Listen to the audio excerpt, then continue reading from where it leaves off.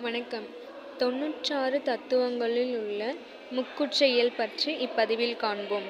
முக்குற்ற இயலுக்கு பொதுவான ஒரு பாடல் இருக்கு. அதை நீங்கள் எழுதினா ரொம்ப நல்லாயிருக்கும். வழிமுதலாய் எண்ணிய முக்குற்றமெல்லாம் வாழ்வதெனும் தேகமுற்றும் பம்மிப் பரந்து தெளிவுற சாற்றும் நாபிக்கு கீழ் வாதம் தீயின் கூறாம் அழலோ உந்திய யாவிக் கொழிதரு செந்நீர் இயக்கும் இதயத்திடையில் உறுதிகணம் நெய்ப்பிளக்க ஊட்டும் ஐயம் நளினத்தில் மேல் தங்கும் தானமெனவே நவில்வரறி மருத்துவநூல் நல்லோர் தாமே.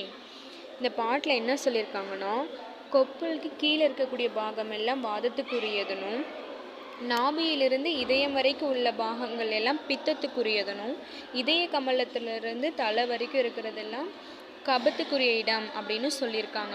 இப்போ பொதுவான கருத்தை பற்றி பார்க்கலாம்.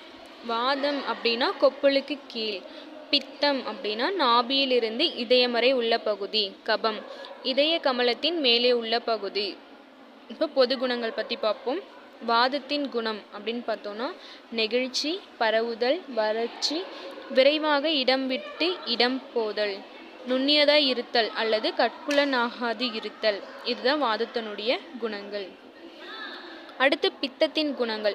உடலை காக்கும் தன்மையுடைய பித்தம், வெதுப்புதல், நுண்ணிய தன்மை, நீர்த்தன்மை, நெய்ப்பு பசை உடைமை, வெகுடல் தரும் குண உடைமை, சூட்டை தரல், பரவுதல். இதெல்லாம் பித்தத்துடைய குணம்.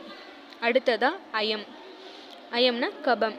குளிர்ச்சி, திடத்தன்மை, அழுத்தமுடைமை, மாற்றமில்லாத நிலைமை, குழகுழப்பு, நெய்ப்பு பசை உடைமை, விரையில்லாத தன்மை, இலகிய நிலை, வழுவழு புடைமை. இதெல்லாம் வாதப்பித்த கபத்திற்குரிய பொது குணங்கள். அடுத்து ஒவ்வொன்றுத்துக்கும் அதனுடைய வாழும் இடம், தொழில், இயற்கை பண்பு, உடல் செய்தொழில், இதை பற்றி ஒவ்வொன்றுத்துக்கும் தனித்தனியாக பார்க்கலாம். ஃபஸ்ட்டு வாதம் அல்லது வலி. தன்மை, வெம்மை, வடிவம், நுண்மையும் நொய்மைகளும், அணுத்துவம் அப்படின்னு சொல்லியிருக்காங்க. வாதம் வாழும் இடம். வாதம் வாழும் இடம். வாதம் எங்கெங்கெல்லாம் வாழும்? அபானன், மலம், இடகலை, உந்தியின் கீழ் மூலம், காமக்கொடி அல்லது தொப்புள் கொடி, இடுப்பு, எலும்பு, தோல், நரம்பு கூட்டம், கீழ்கள்னா ஜாயின்ஸ், மயிர்கால், ஊன், இந்த இடத்துலலாம் வாதம் வாழும். வாதத்தின் தொழில் என்ன? வாதத்தின் தொழில் உணவை ஜீரணிக்க செய்து உடலுக்கு ஏற்க வைக்கும் இடமாகிய பக்குவாசயம், என்பு அல்லது எலும்பு, காது, தொடை, ஸ்பரிச உணர்வை தரும் தோல், இடுப்பு ஆகிய ஆறும் குற்றமற்ற வாயுவின் இடமாகும். அதாவது நம்ம சாப்பிடக்கூடிய சாப்பாட்டை உடலுக்கு ஏற்றுக்கக்கூடிய பக்குவாசயம், உடலை ஏற்றுக்க வைக்கிறது இந்த வாதத்துடைய தொழிலாக இருக்குது. வலியின் இயற்கை பண்பு. இதோட இயற்கை பண்புல என்னென்ன? ஊக்கம் உண்டாக்கல், மூச்சு விடல் வாங்கல், மனம், மொழி, மெய்களுக்கு செயலை தருதல், மலம் முதலிய 14 விரைவுகளை வெளிப்படுத்துதல், சாரம் முதலிய 7 உடற்கட்டுகளுக்கு ஒத்த நிகழ்ச்சியை தரல், ஐம்பொறிகளுக்கு வன்மையை கொடுத்தல். ஊக்கத்தை கொடுக்குது, மூச்சு விடல் வாங்கல், அப்புறம் மனம், மொழி, இதுக்கெல்லாம் ஒரு செயலை தருது. மலம் முதலிய 14 விரைவுகள். 14 விரைவுகள்னால் 14 வேகங்கள் வெளிப்படுத்துறது சொல்லியிருக்காங்க. சாரம் முதலிய 7 உடற்கட்டுகள். நம்ம உடற்கட்டுகள் 7ன்னு பார்த்துருப்போம். அதுதான் அந்த 7 உடற்கட்டுகளுக்கும் ஒத்த நிகழ்ச்சியை தரல் அப்படின்னு சொல்லியிருக்காங்க. ஐம்பொறிகளுக்கு வன்மையை கொடுத்தல். அடுத்ததா வலி உடலில் செய்தொழில். வாதம் நம்ம உடலில் என்னென்ன தொழில் பண்ணும் அப்படின்னா, உடல் நோதல், குத்தல், பிளத்தல், நடுக்கல், நீர்ப்பசையின்மை அல்லது வறட்சி, இளைத்தல், தடி முதலியவற்றால் அடிப்பது போன்ற வேதனை, நரம்பு முதலியவை குற்றல், இறுக்கமாதல், அசைத்தல், குடைச்சல். அடுத்து கை அல்லது கால் இடம் விட்டு இடம் பெயர்தல், அதாவது பூட்டு நழுவல். கை கால்லாம் ஜாயின்ஸ் எல்லாம் இங்கே நகர்ற மாதிரியே இருக்குது அப்படிலாம் ஃபீல் பண்ணுவோம்ல, அதை தான் சொல்லியிருக்காங்க. உறுப்பு தளர்ச்சி, ஃப்ளெக்சிடிட்டி அப்படின்னு சொல்லியிருக்காங்க. உறுப்புகள் தொழில் புரியாமல் மரம் போல கிடத்தல். எக்ஸாம்பிள் நடுக்குவாதம் சொல்லலாம். மலம், சிறுநீர் முதலியன தீதல் அல்லது அடைபடுதல், நீர் வேட்கை, கெண்டைக்கால், தொடை முதலிய நொறுங்கி போவது போல தோன்றுதல், கால்சியம் டெஃபிசியன்சினால் வரக்கூடியது அப்படின்னு சொல்லியிருக்காங்க. எலும்புகள் துளைப்பது போன்ற உணர்ச்சி, மயிர்கூச்செறிதல், கை கால்கள் நீட்டவும் அடக்கவும் இயலாதபடி செய்தல். நீட்டவும் முடியாமல் மடக்கவும் முடியாத மாதிரி இருக்கிறது அப்படின்னு சொல்லியிருக்காங்க. பெண்டுலஸ் ஆசிலேஷன்ஸ் அப்படின்னு சொல்லலாம். எச்சுவையும் துவர்ப்பாய் இருத்தல் அல்லது துவர்ப்பாக வாய்நீர் ஊறல். ஒரு மாதிரி துவர்ப்பான ஒரு டேஸ்ட் வந்து நாக்கில் இருக்கும் அப்படின்னு சொல்லியிருக்காங்க. தோல், கண், மலம், நீர் முதலியன கருத்து காணல் அப்படின்னு சொல்லியிருக்காங்க. இந்த வாதம்ல வந்து வாயு 10 இருக்குல்ல, அந்த வாயு 10மே வந்து அடங்கும். அதில் முக்கியமாக 5 வந்து சொல்லியிருப்பாங்க. என்னென்ன? பிராணன், உதானன், வியானன், சமானன், அபானன். இந்த 5ஐயுமே வந்து ஐம்பூதங்களோட ஒப்பிட்டு சொல்லியிருப்பாங்க. பிராணன் வாயு, உதானன் பிருத்வி, வியானன் ஆகாயம், சமானன் அப்பு, அபானன் தேயு. அடுத்ததாக வந்து பித்தம் பற்றி பார்க்கலாம். பித்தம், தீ, அழல் இது 3மே வந்து ஒரே பேர் தான். இப்போ அழல் வாழும் இடம். அழல் வந்து எங்கெங்கெல்லாம் வாழும்? பிங்களை, பிராணவாயு, நீர்ப்பை, மூலாக்கினி, இருதயம், தலை மற்றும் கொப்புள், உந்தி, இரைப்பை, வியர்வை, நாவில் ஊறுகின்ற நீர், செந்நீர் அல்லது இரத்தம், சாரம், கண், தோல் இந்த இடத்துலலாம் வந்து அழல் வாழும் அப்படின்னு சொல்லியிருக்காங்க. இப்போ அழல் குற்றத்தோட பண்பு வந்து எப்படி இருக்கும்? தன் இயற்கை நிலையில் நின்று செரிப்பித்தல், வெம்மை, பார்வை, பசி, நீர்வேட்கை, சுவை, ஒளி, நினைப்பு, அறிவு, வன்மை, மென்மை இதெல்லாம் வந்து பித்த குற்றத்தின் பண்பு அப்படின்னு சொல்லியிருக்காங்க. இதோட தொழில் வந்து எப்படி இருக்கும்?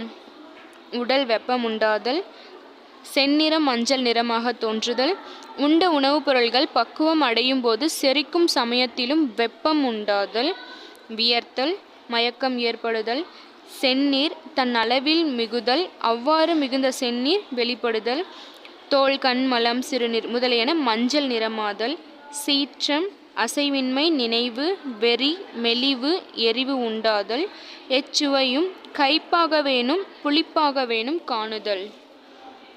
இப்போ அடுத்ததா அழல் வந்து 5 வகையாக வந்து சொல்லியிருக்காங்க. 1 அனர்பித்தம், ரஞ்சக பித்தம், சாதக பித்தம், ஆலோசக பித்தம், பிராசக பித்தம் அப்படின்னு சொல்லிட்டு 5 பிரிச்சிருக்காங்க. ஃபர்ஸ்ட் அனர்பித்தம். அனர்பித்தம் வந்து தீயின் பண்புடையது அப்படின்னு சொல்லியிருக்காங்க. அனர்பித்தம்னா என்ன? இது இரைப்பைக்கும் பக்குவாசயத்திற்கும் இடையில் இருந்து தீயின் குணத்தை மிகுதியாக பெற்று நீர் வடிவமுள்ள பொருள்களை வரல செய்து உண்ட உணவுப் பொருள்களை செரிக்கும்படி செய்தல். அதாவது இரைப்பைக்கும் பக்குவாசத்தைக்கும் நடுவில் இருந்து தீயோட குணத்தை வந்து அதிகப்படுத்துது. ஸ்டொமக்கும் பக்குவாசத்துக்கும் இந்த நடுவில் போயிட்டு தீயோட குணத்தை வந்து அதிகப்படுத்தி இந்த நீர் வடிவமுள்ள பொருள்களை எல்லாம் வந்து வளர செய்து.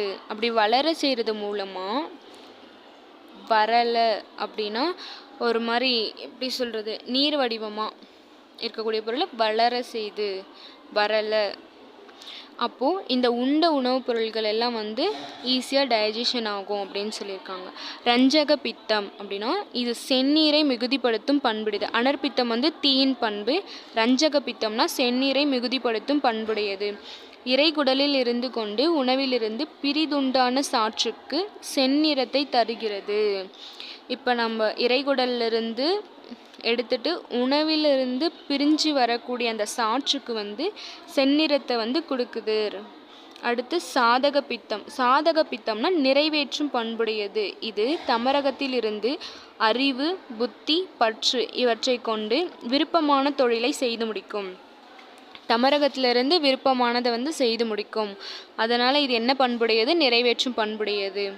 அடுத்து பிராசகம். பிராசகம் அப்படின்னா வந்து தோலுக்கு ஒளியை தரும் பண்புடையது. இது தோலில் வாழ்ந்து கொண்டு தோலுக்கு ஒளியை கொடுத்து அதை ஒளிர செய்யும். அவங்களே கொடுத்துட்டாங்க. பிராசகம் அப்படின்னா எப்படி ஞாபகம் வச்சுக்கலாம்னா, பிரகாசம் அப்படின்னா உடம்புக்கு ஒளியை தரக்கூடிய பண்பு அப்படின்னு ஈஸியாக ஞாபகம் வச்சுக்கலாம். அடுத்ததாக வந்து ஆலோசகம். ஆலோசகம் அதாவது லாஸ்ட் டைப் தான் வந்து ஆலோசகம். இது கண்களுக்கு பொருள்களை தெரிவிக்கும். இது கண்களில் வாழ்ந்து கொண்டு எல்லா பொருள்களின் வடிவத்தையும் அறியலாகிய காரியத்தையும் செய்யும். இது வந்து கண்ணில் வந்து பொருள்களை பார்க்குற மாதிரி செய்யும். கண்ணில் இருந்துக்கிட்டு எல்லா பொருள்களுடைய வடிவத்தெல்லாம் நமக்கு வந்து தெரியப்படுத்தக்கூடிய காரியத்தை செய்யுது அப்படின்னு சொல்லியிருக்காங்க. அயம் அல்லது கபம். கபத்தோட வாழுமிடம், பண்பு, செய்தொழில், அதோட வகைகளை பற்றி பார்க்கலாம்.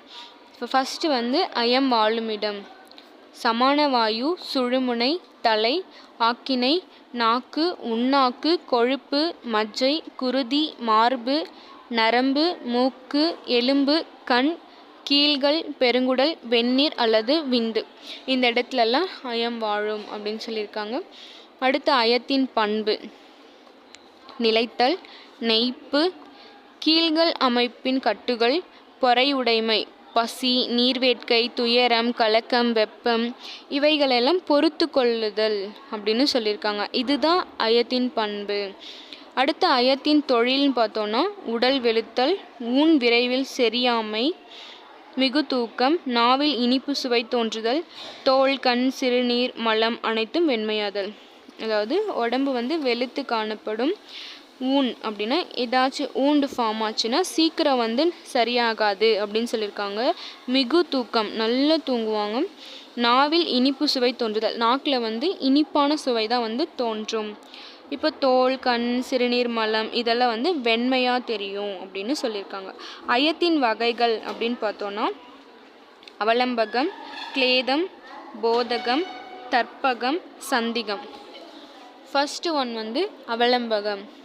இது காற்று பசையாகிய நுரையீரலிலிருந்து தன் இயற்கை வன்மையால் திரிகஸ்தானத்திற்கும் உணவின் சத்தால் தமரகத்திற்கும் அடிப்படையாயிருந்து தன் இயற்கை நெகிழ்ச்சி தன்மையை கொண்டு மற்ற 4 ஐயங்கட்கும் பற்றுகோடாய் இருக்கும். அவலம்பகம்னா ஒன்றும் இல்லை, நுரையீரலிருந்து மற்ற 4க்குமே வந்து பற்றுக்கோடாய் இருக்குது அப்படின்னு சொல்லியிருக்காங்க. கிளேதம். கிளேதம்னா இரைப்பையில் இருந்து கொண்டு உண்ணப்பட்ட உணவுப் பொருள், நீர் முதலியவைகளை ஈரப்படுத்தி மெத்தன செய்யும்.